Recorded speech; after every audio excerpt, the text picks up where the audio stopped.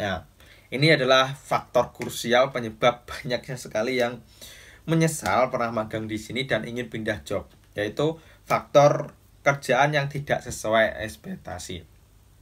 Nah, biasanya para peserta magang atau calon pekerja yang dari Indonesia ingin bekerja ke Jepang itu mungkin mindsetnya atau pola pikirnya itu, wah enak kerja di Jepang, gajinya gede, terus kerjaannya enak, dan sebagainya.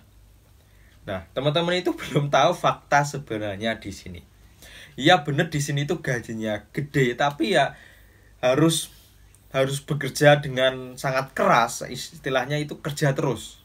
Jam istirahatnya sedikit.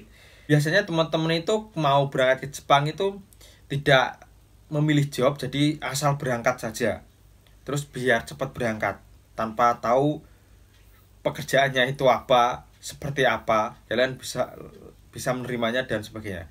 Terus setelah tiba di sini ternyata realitanya tidak sesuai ekspektasi kalian.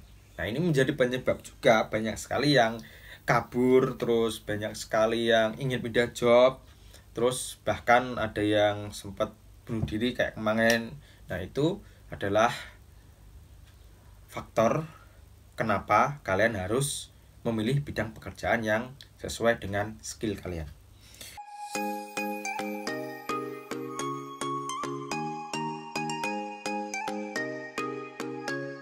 Konnichiwa minasang, selamat datang lagi di channel Independent, channelnya Kensuse dan X Magang. Oke, di video kali ini seperti yang di judul, aku akan ngebahas soal penyebab-penyebab kenapa banyaknya peserta magang itu yang menyesal pernah magang di Jepang, dan penyebab-penyebab banyak sekali kejadian-kejadian seperti peserta magang yang kabur, terus peserta magang yang ingin pindah job, dan peserta magang yang bahkan bisa nekat bunuh diri seperti yang kejadian kemarin di 25 Agustus kemarin. Sebetulnya untuk kejadian-kejadian ini itu banyak sekali sering terjadi di Jepang di sini. Jadi di video kali ini aku akan ngasih informasi buat teman-teman faktor penyebab-penyebabnya. Jadi buat teman-teman yang ingin sekali magang ke Jepang ataupun saat ini yang baru tiba di Jepang bisa menghindari faktor-faktor ini dengan beradaptasi dan sebagainya. Oke, langsung aja kita bahas bareng-bareng. Di faktor penyebab yang pertama yaitu faktor alam dan musim.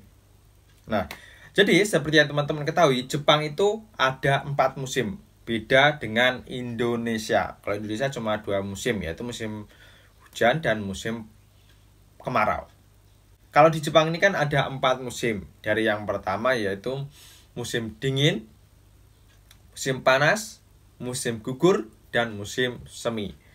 Jadi otomatis kita yang dulunya tinggal di Indonesia, yang kebiasaan atau terbiasa dengan 2 musim, maka di sini kita akan menghadapi yang namanya 4 musim. Kalau di sini bisa dingin banget, terus panas banget, pokoknya tidak menentu.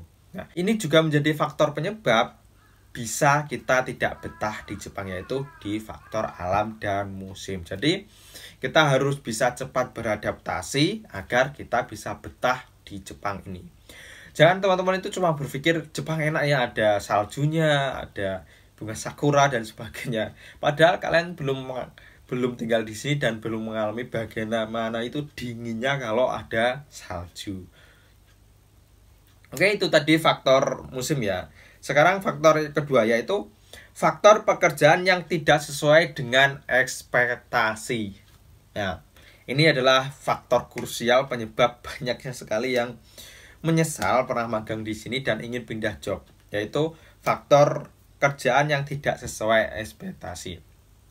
Nah, biasanya para peserta magang atau calon pekerja yang dari Indonesia ingin bekerja ke Jepang itu mungkin mindsetnya atau pola pikirnya itu, wah enak kerja di Jepang, gajinya gede, terus kerjaannya enak, dan sebagainya. Nah, teman-teman itu belum tahu fakta sebenarnya di sini. Iya bener di sini tuh gajinya gede, tapi ya harus bekerja dengan sangat keras, istilahnya itu kerja terus. Jam istirahatnya sedikit.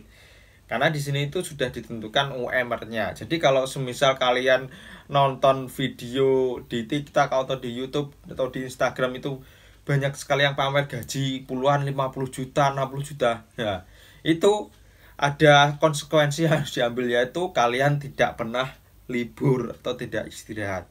Ya memang bisa gaji seperti itu, tapi kerjanya ya kerja keras, kerja istilahnya sehari bisa 8 jam lebih dan sebagainya.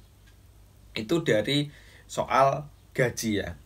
Terus di sini biasanya teman-teman itu mau berangkat ke Jepang itu tidak memilih job, jadi asal berangkat saja.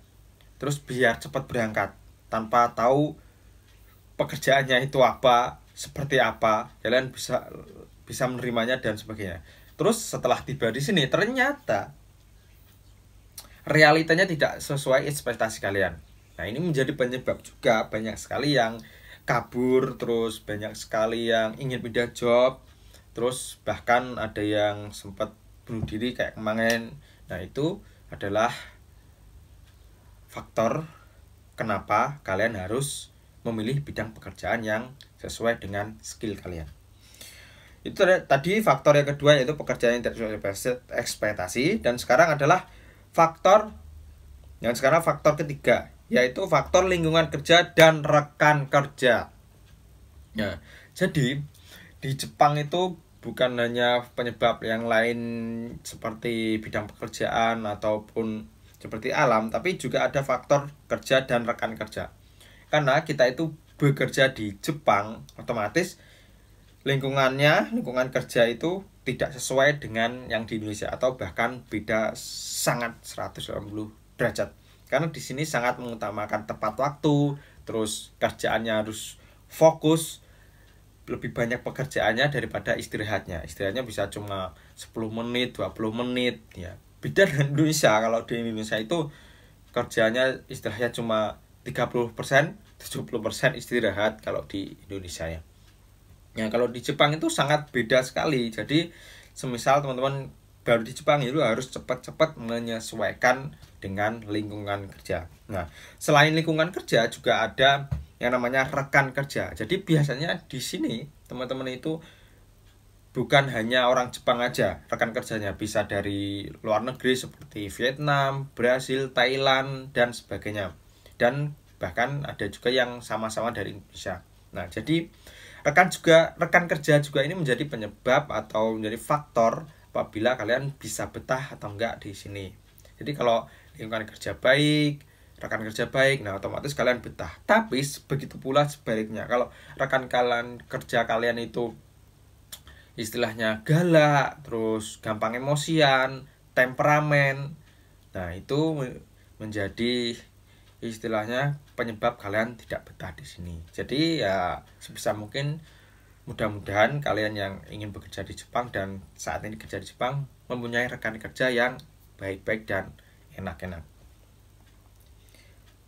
Nah, terus selanjutnya di faktor penyebab yang keempat, yaitu keterampilan kalian yang kurang. Nah, kembali lagi ke faktor kedua yang tadi adalah pekerjaan ya.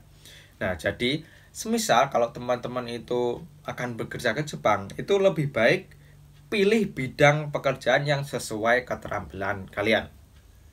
Misalnya contohnya, kalau kalian memang di fisiknya lemah, terus kayak mau kerja berat itu susah, ya pilihlah pekerjaan yang istilahnya ringan. Dan jangan pernah ambil kerja konstruksi atau gemba.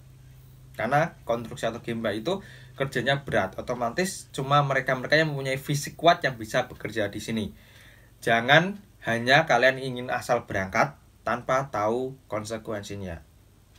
Ya, itu yang ingin aku sampaikan, sangat-sangat ingin sampaikan ke kalian. Jadi faktor keterampilan yang kurang ini sangat penting. Jadi kalau kalian semisal mempunyai pengalaman kerja di Indonesia ngelas, ya ambil aja bidang las di sini.